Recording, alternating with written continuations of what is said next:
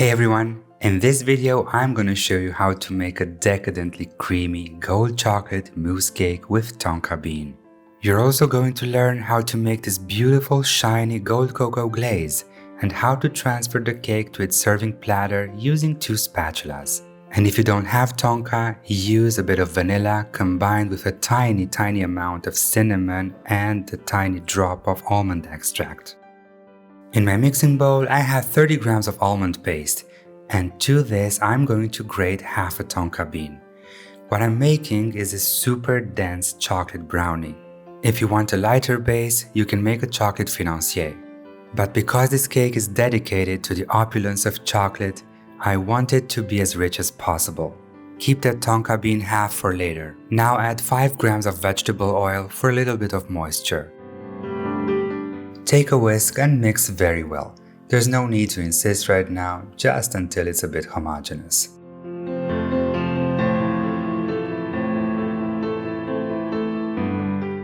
And now it's time to add an egg at room temperature. Use the whisk to mix very well until the paste is homogeneous, and then add 30 grams of erythritol and continue mixing. After a minute or so, it's okay to stop and set the bowl aside for now. In my heat-proof bowl, I have 60 grams of semisweet chocolate at 60%, and to it I am adding 50 grams of milk. These go into the microwave just until the milk heats up. Start mixing from the center, and you'll have a fluid ganache in no time at all. Add the ganache to the almond mixture and mix very well until it's homogeneous. And now it's time for the dry ingredients. 5 grams of gold cocoa, 10 grams of almond flour, 10 grams of all-purpose flour, and a tiny pinch of salt. I prefer to mix them before and then add them to the wet mix. You'll see that the batter comes together very easily. At this point, you want to switch to a silicone spatula to scrape the sides and bottom of the bowl and give the batter a few folds.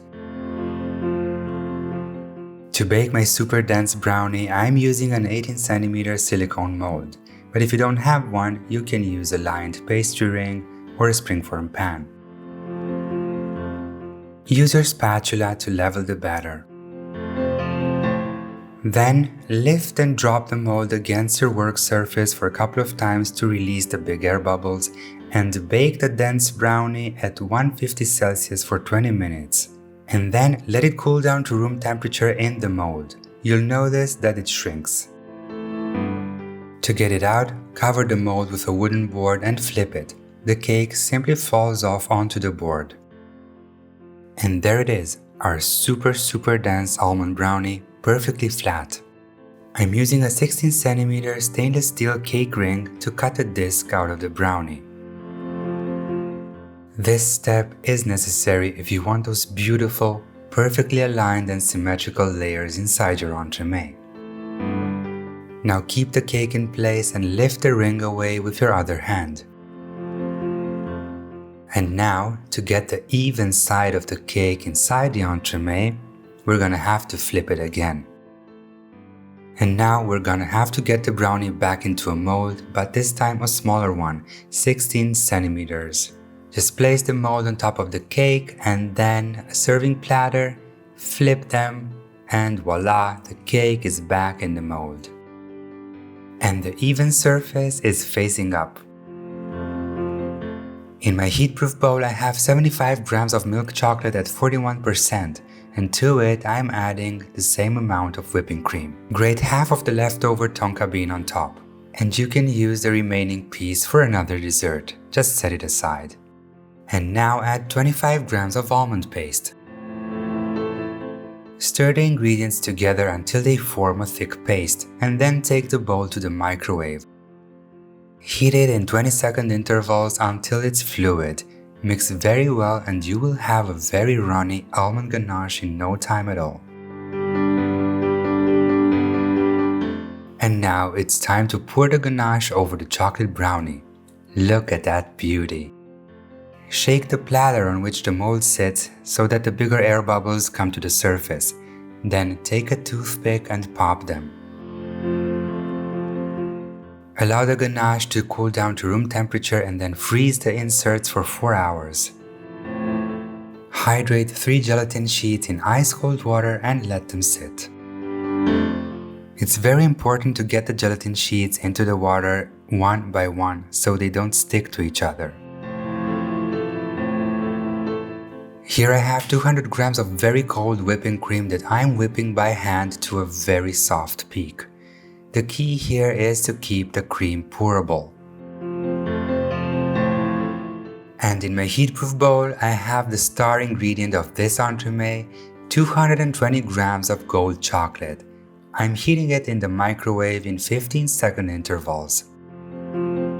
Stir very well between the intervals to avoid burning the chocolate. Set the beautiful gold chocolate aside for a moment and heat 130 grams of whipping cream in the microwave until it reaches a temperature of approximately 60 degrees Celsius.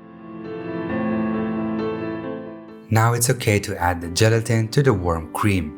As always, make sure you squeeze out the excess water very well. Take the spatula from the chocolate and stir the gelatin into the cream. It'll dissolve in no time at all. The cold gelatin cools the cream down a bit, and now it's time to add it to the chocolate. Start stirring from the center, and you'll have a homogeneous ganache very quickly. At this point, the gold chocolate ganache is still a little bit too warm to be added to the whipped cream. So, to bring its temperature down and also make it easier for me to fold it into the cream afterwards, I'm adding about a third of the softly whipped cream to the ganache.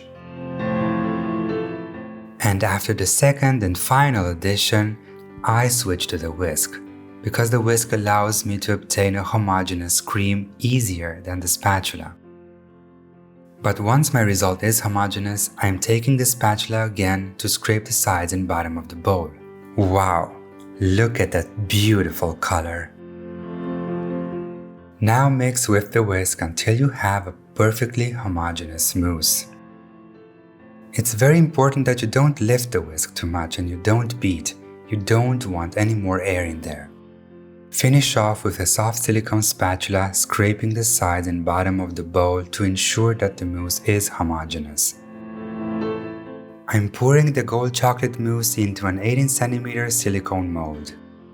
If you like this, please consider subscribing and hit that like button as well. Thank you.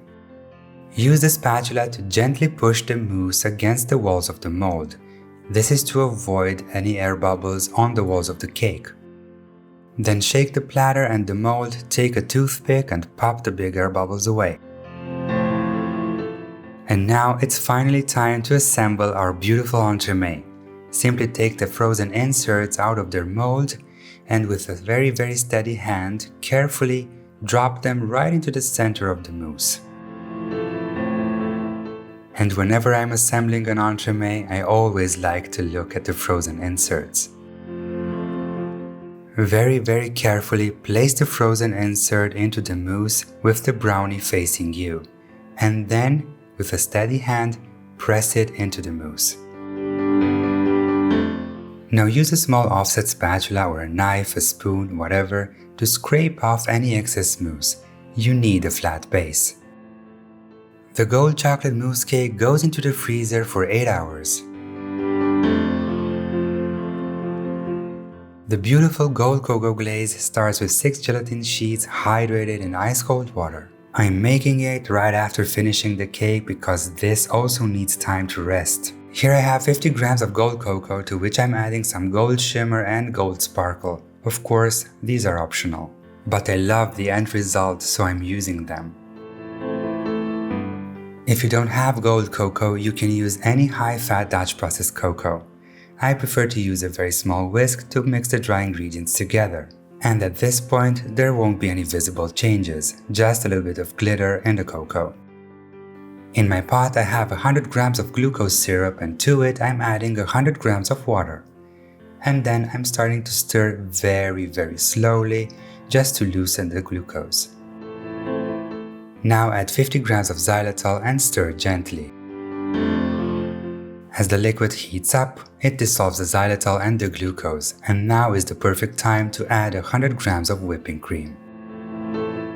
Keep stirring very gently until the mixture comes to a full boil, and when it does, cut the heat and add the cocoa. Stir very well off of the heat until you have a homogeneous liquid, and then squeeze out the excess water from the gelatin and add it to the hot cocoa mix. Then blend using an immersion blender for a minute on high speed. And now simply transfer the glaze into a high pitcher or any cup that makes it easy for you to pour from. Take the blender again and blend it for 2 to 3 minutes. This is very important, so the glaze is as smooth and as homogeneous as possible. You'll have some air bubbles on top, and that's perfectly fine. Simply remove whatever you can with the back of a spoon, then cover the glaze with plastic wrap directly on the surface and let it cool down to room temperature. Then refrigerate it for 8 hours. After 8 hours, simply peel away the plastic and get the pitcher into the microwave. Heat the glaze in intervals, stirring between them until it's fluid again. I find that allowing a glaze to set fully before using it on a cake yields a much better result. And another crucial step is to blend the glaze again for 1 minute on high speed. Some blenders will add air to the mixture regardless of how you tilt them. And if that happens to you, don't worry. Simply remove the foam from the surface of the glaze with a spatula and then give it another stir. If it's still warm to touch, let it rest for a while. Now it's time to take the entremet out of its mold and glaze it. For this, make sure that the glaze has a temperature that's between 30 and 32 degrees Celsius. Gently peel away the silicone from the mousse and then remove the entire cake from the mold. Place it on an inverted bowl that sits on a large plate. It's very important to pour the glaze at 30-32 degrees Celsius. Start from the center and then very slowly and carefully circle your way outwards.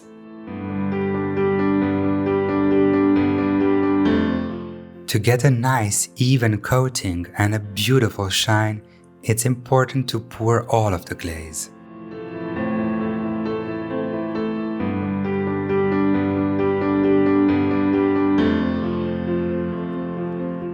And when you're done glazing, immediately dust the cake with gold shimmer and gold sparkle.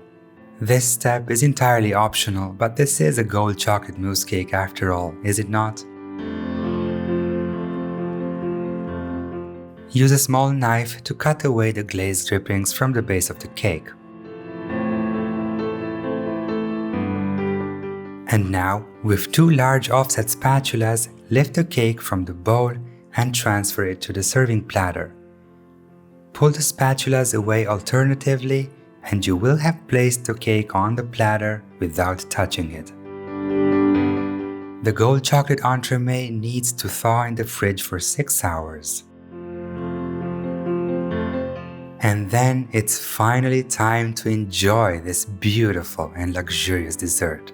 To get nice even slices that showcase the beautiful layers, make sure you wipe the knife clean between cuts. Now with a small offset spatula, carefully lift and pull away the cut slice. Look at those beautiful, symmetrical and perfectly aligned layers. Until next time, dessert lovers!